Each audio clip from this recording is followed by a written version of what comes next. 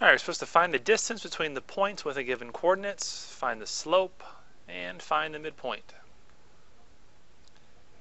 What I suggest, but do not require, is that you label these points x1, y1, and then x2, y2. Or you can do x2, y2, x1, y1, doesn't matter. Write down the distance formula.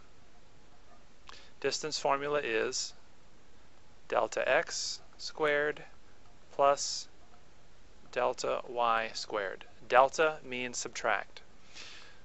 So the distance equals, we're going to have lots of parentheses here, so I'm going to put these parentheses in brackets.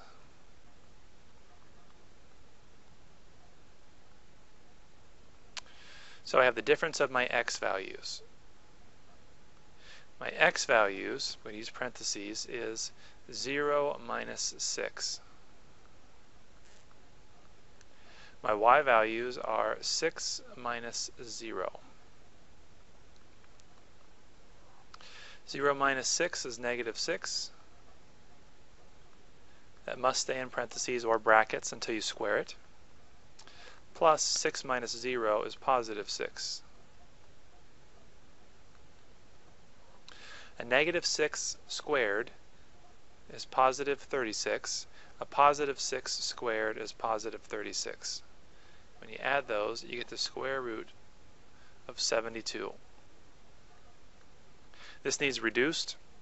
Always reduce your radicals. This reduces to 6 square roots of 2. Let me show you how that happens. You don't need to show this. Square root of 72 breaks down into 36 and 2. Square root of 36 is 6. Square root of 2 simplifies to square root of 2.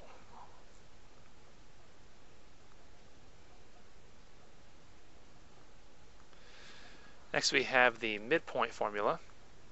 The midpoint is the average of the x's followed by the average of the y's.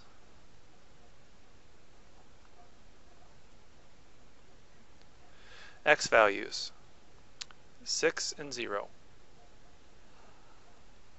When you substitute, use parentheses.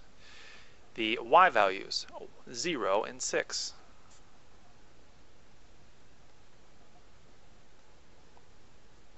Six plus 0 is 6. 0 plus 6 is 6. Both of those reduce to 3 and 3.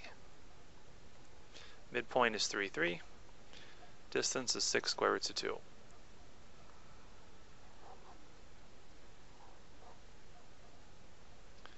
Next we have slope. Lowercase m is slope, capital M is midpoint. Slope is delta y over delta x. Delta means subtract. Our y values are 6 and 0. X values are 0 and 6.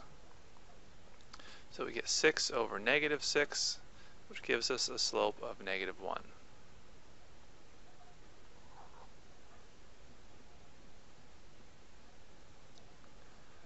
Number 2. Once again, I would encourage you to label your numbers. Little x sub 1, little y sub 1, x sub 2, y sub 2. 1's go together, 2's go together. X then y, x then y. What is the distance formula? Well, it's the difference of your x values, quantity squared, plus the difference of your y values, quantity squared. Delta means difference. So doing some substituting. Our x values are negative 7 and 1. Y values are 11, negative 5.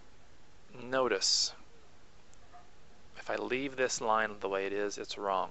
The square root is supposed to cover everything. Since I didn't make it long enough originally, I need to extend it.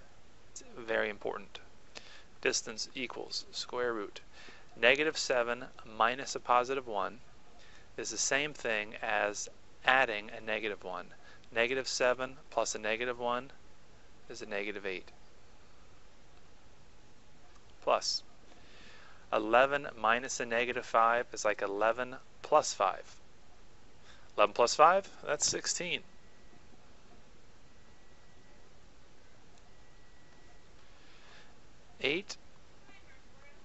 Negative 8 squared is 64.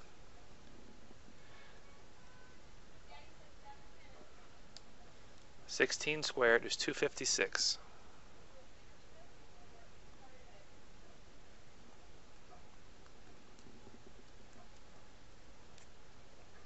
Sum those and you get 320.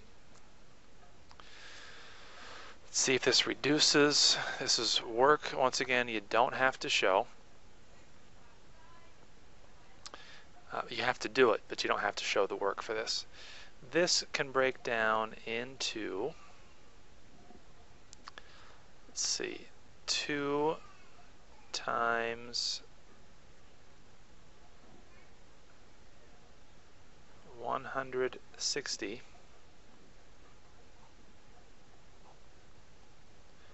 160 can break down to 40 times 4. 40 can break down to 4 times 10.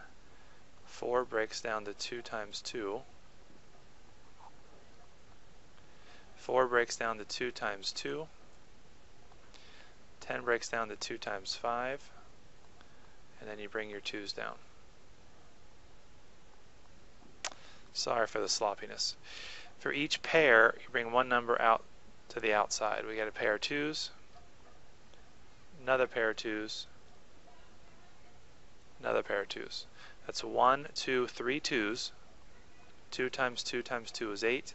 Anything uncircled stays on the inside. The distance is 2 times the square root of 5. Next, the midpoint. Capital M is midpoint. You got the sum of the x values, comma, sum of the y values. X values are 1 and negative 7.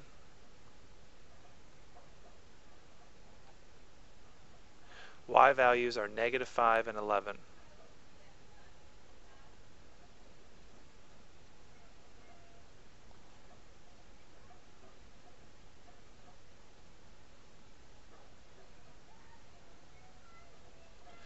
One plus negative 7 is negative 6.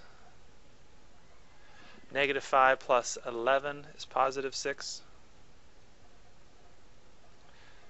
This reduces to negative 3, positive 3. Lastly, we have slope, lowercase m, delta y over delta x. Y values are 11 and negative 5. X values are negative 7 and 1.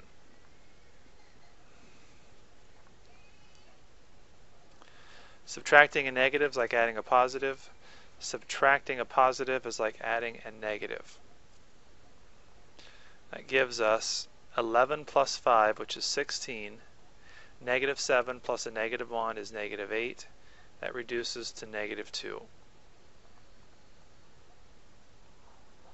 If your work starts running together, make sure you separate it in some way, shape, or form. Leading cause of math suicide is your work running together. Number 3, same directions, find the distance. So I'm going to say this is x1, y1, x2, y2. Distance formula. Delta x squared plus delta y squared.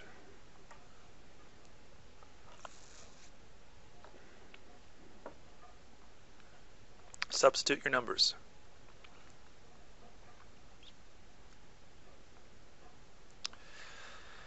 X sub 2 is k. X sub 1 is also k. Y sub 1, pardon me, y sub 2 is x k plus 3.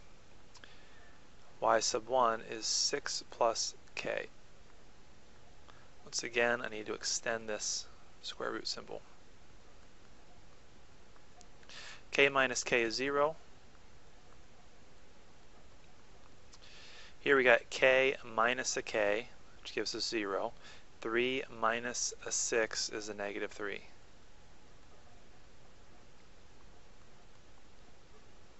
Zero squared is 0. Negative 3 squared is 9. So the distance is the square root of 9. The distance is 3. Midpoint. Average of the x values followed by the average of the y values. X values are k and k.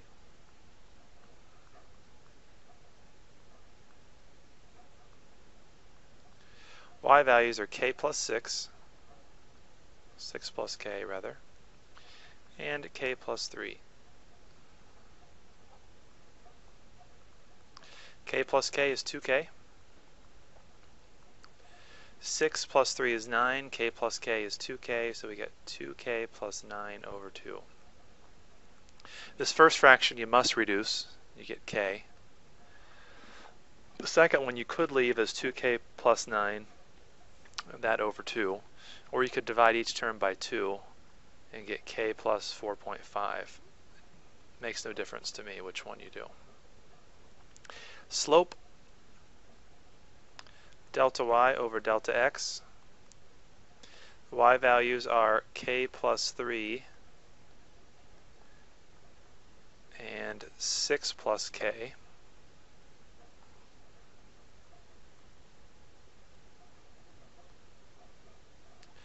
X values are k and k.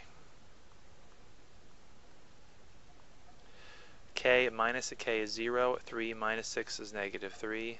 K minus k is 0. This slope is undefined. You cannot divide by 0.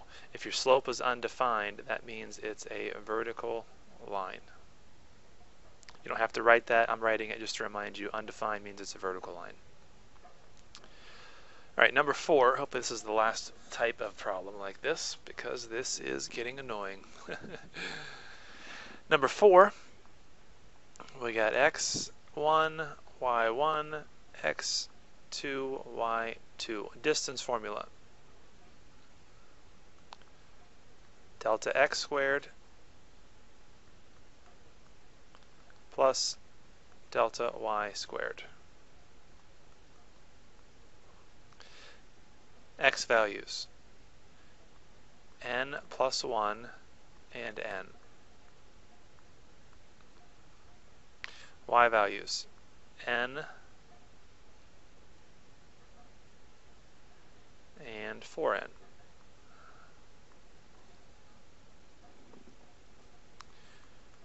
Reducing, n minus n is 0, 1 minus 0 is 1. N minus 4n is negative 3n.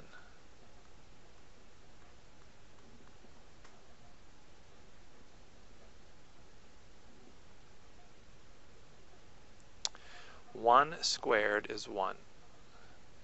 Negative 3n quantity squared is going to be 9n squared. That's as far as we can go with that distance. That's reduced. Midpoint.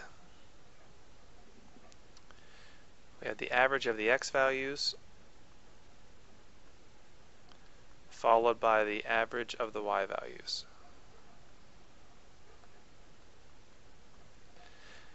X values are n and n.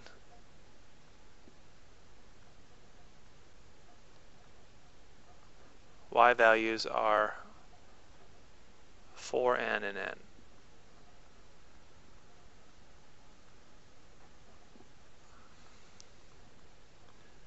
It's going to give us 2n over 2 and 5n over 2.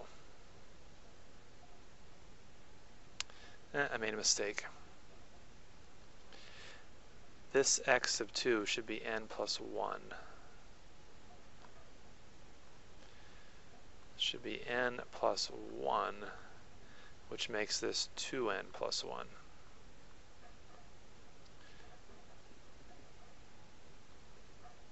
Please forgive me. So then how does this reduce? In this first fraction you can divide 2n by 2, but you can't divide 1 by 2. So it's going to give us n plus a half, because 1 divided by 2 is 1 half, and then 5n over 2, which you could write as 2.5 if you would like. Slope, we have the delta y over delta x. Y values are n and 4n.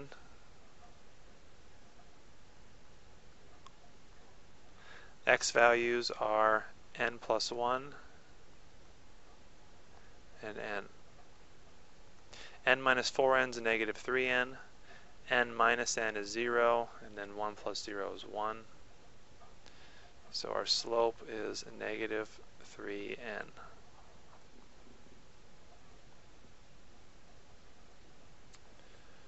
Number 5. Determine whether the figure with vertices with given coordinates is a parallelogram. Lots of different ways to do this. First thing that you want to do is figure out how these points relate to each other in the coordinate plane.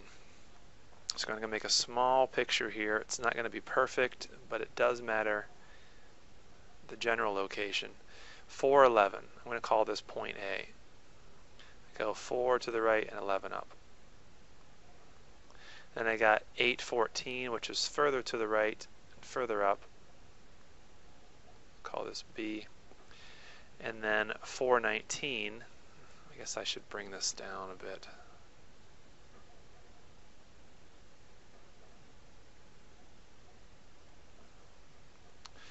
.419, which we'll call C, is above A, and then 015 is on the y-axis. These are crappy points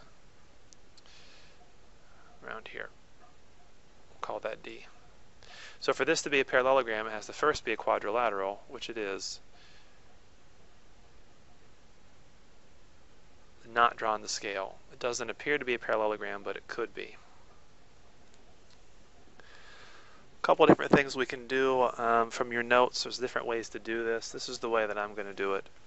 I'm going to first see if the diagonals bisect each other. If the diagonals bisect each other, then it's a parallelogram. If they don't, then it's not.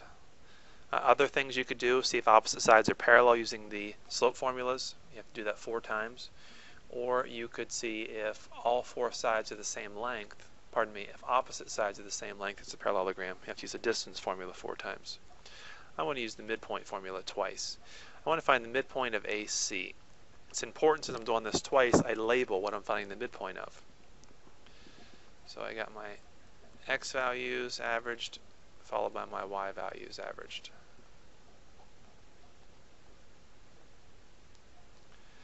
So A and C, my x values are 4. When you substitute, you're supposed to use parentheses. My y values for A and C are 11 and 19. When you substitute, you're supposed to use parentheses. 4 and 4 is 8. 11 plus 19 is 30. That makes this midpoint 415.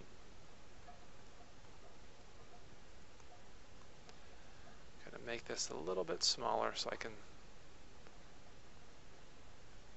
Actually, I'm just going to get a little bit smaller and pull it off to the right. So I got some room to do the rest of this. Now I need to find the other diagonal, which would be segment BD. Midpoint of BD. Average of the x values, followed by the average of the y values. My work is starting to run together. When that happens, do something to separate it. It's clearly separate now.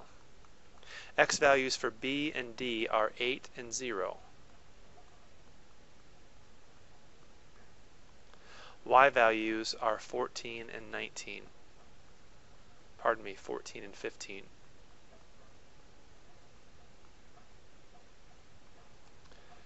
Gives me 8 over 2 and 29 over 2. Which makes the midpoint from BD 4 29/2. Not the same thing. Since the midpoints do not bisect each other, since the diagonals don't bisect each other, that means this is not a parallelogram. Because one of the definitions of a parallelogram, one of the postulates, I should say, from geometry, is if in every parallelogram the diagonals bisect each other. So we say the vertices do not form a parallelogram.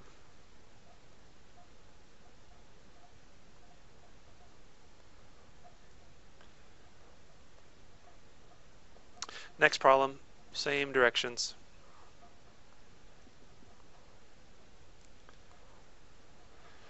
We have a point at positive 2, negative 3, which we'll call A. Negative 2, positive 3, which we'll call B. Negative 3 and negative 2, which we'll call C. Positive 3, positive 2, which we'll call D. I didn't put these on here perfectly, but you should be able to put them on in such a way that you form a four-sided figure. If it doesn't form a four-sided figure, if it's impossible to form that, then it's definitely not a parallelogram. So my diagonals here are AB, and the other one is CD. If the diagonals have the same midpoint, that means they bisect each other, which in turn means this is a parallelogram. Let's find the midpoint of AB. Average my X values, and then average my Y values.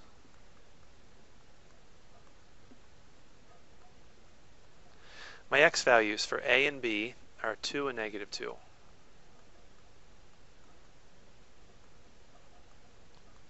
Y values for A and B are 3 and negative 3.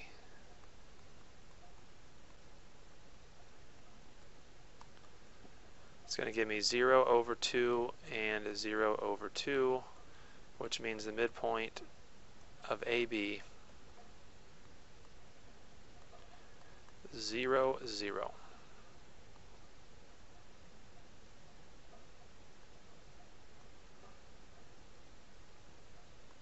Now let's check out CD.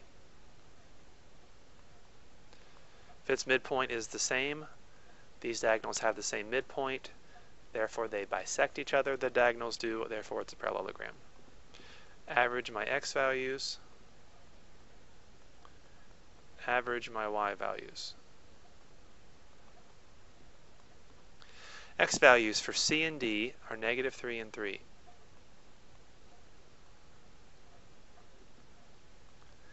Y values for C and D are negative 2 and 2.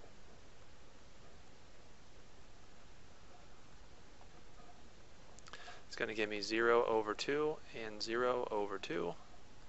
So the midpoint of CD, 0, 0. Same midpoints. So the vertices do form a parallelogram.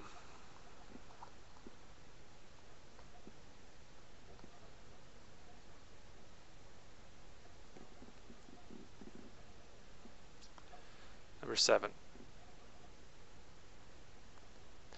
Collinear points lie on the same line.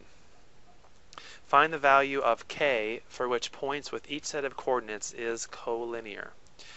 My suggestion is to label each point with a letter, such as A, B, and C. Points are labeled with capital printed letters, by the way. Find the midpoint, find the slope of the segment using numbers only. In other words, a and b have only numbers. There's no variable. Let's find that slope. Delta y over delta x. It's going to be negative 11 minus negative 5 over negative 4 minus 2. Subtracting a negative is like adding a positive. Subtracting a positive is like adding a negative. For me, addition is easy. Subtraction is something I rarely ever do because it's difficult for me. Negative 11 plus 5 is negative 6. Negative 4 plus a negative 2 is negative 6. Negative 6 divided by negative 6 is positive 1. So we found that the slope of segment AB is positive 1. Slope of AB is positive 1. We need the slope of any combination of two of these points to be the same thing, positive 1. Let's find the slope of AC. A being this point that has numbers only, and C being the point that has a variable in it. Use the slope formula, delta y over delta x. My y values for A and C are 1 and negative 5. My x values are k and 2. 1 minus a negative 5 is 1 plus 5. Notice, once again, I want the slope of AC to be the same as the slope of AB, which we found was 1. Which means right now I can take and say, hey, this is equal to 1. This slope has to be 1. If I reduce the right side, I'm going to get 6 over k minus 2. Trying to get k by itself, so I'm going to multiply both sides by this denominator, because denominator means divide.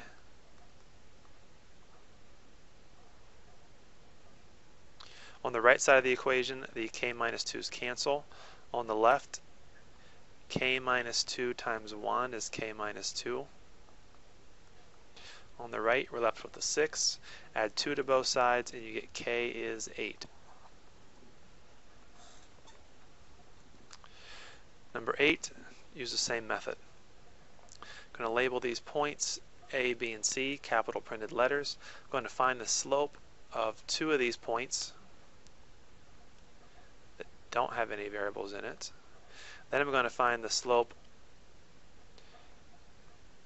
of 2 points where 1 is numbers only and 1 is letters. I'm going to use BC this time instead of AC. Doesn't matter. Slope formula. Write down the formula every time. Delta y over delta x. The y values for A and B are 1 and negative 8. X values are 15 and negative 3. Subtracting a negative is like adding a positive,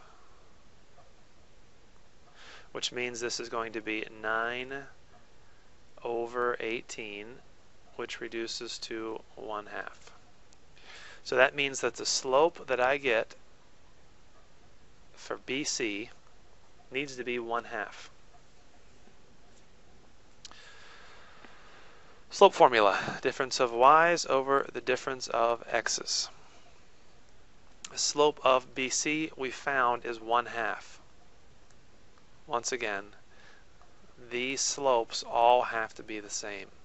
That's what we're trying to accomplish. We're trying to make them the same. So we make them the same. And we figure out what k is going to be. Difference of the y values between B and C is k minus negative 8. X values are 3 and negative 3. Simplifying,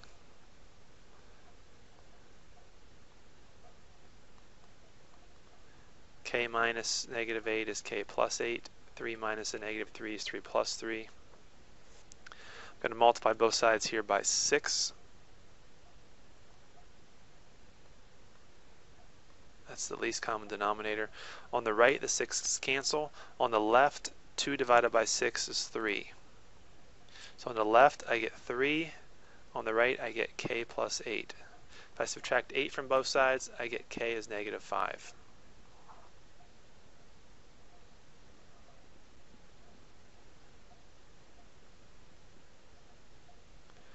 Number 9.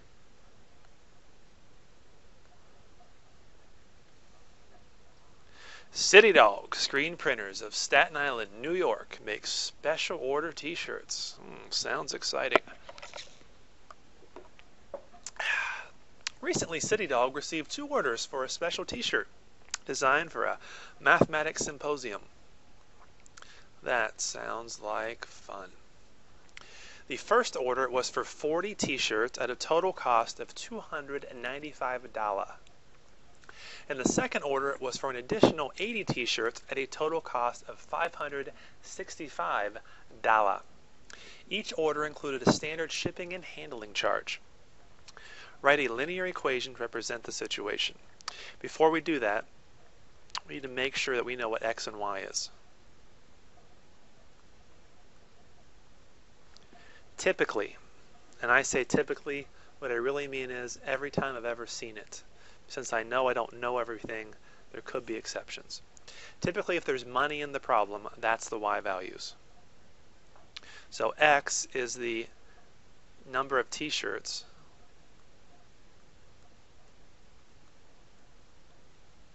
and y is the total cost. Typical. Typical that total cost, any kind of money, is the y value. Write a linear equation to represent the situation. A linear equation typically means slope-intercept form. Slope-intercept form, you need a slope and a y-intercept. To find slope, you need points. 40 t-shirts is linked with $295. It's an ordered pair. 80 t-shirts is linked with $565. That's a linear pair. We need to find the slope of this. Slope equals delta y over delta x. Y values are 565 and 295. X values are 80 and 40.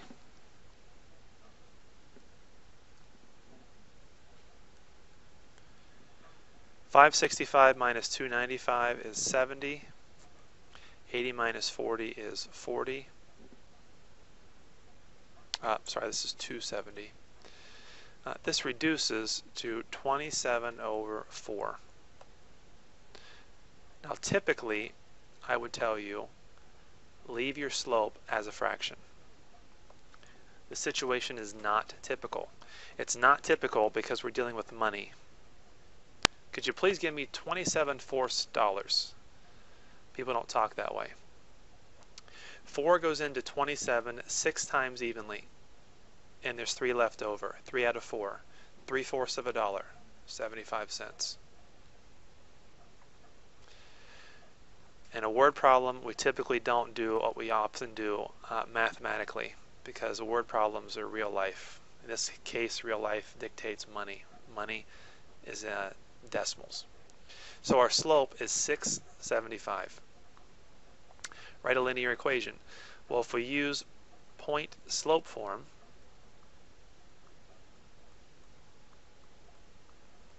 which is a hidden version of the slope formula, pick either one of these points as x1, y1. I'm going to use this one and use this slope for m. So we got y minus $295 equals the slope, 675, times the difference of x and 40.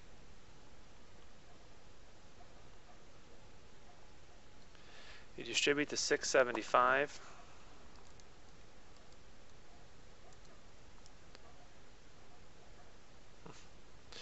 We're going to get y minus $295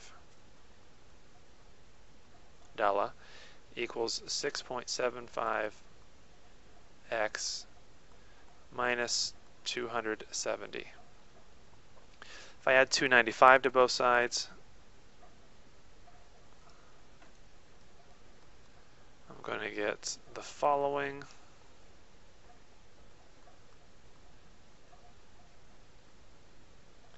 Write a linear equation. This is my linear equation. This is my answer. Slope-intercept form is typically what we mean when we say linear equation. You could also, I forgot my x here. You could also put it in standard form, but it wouldn't be very valuable. What is the cost per t-shirt? The number of t-shirts times 675. So 675 is the cost per t-shirt. This is often known as the variable cost.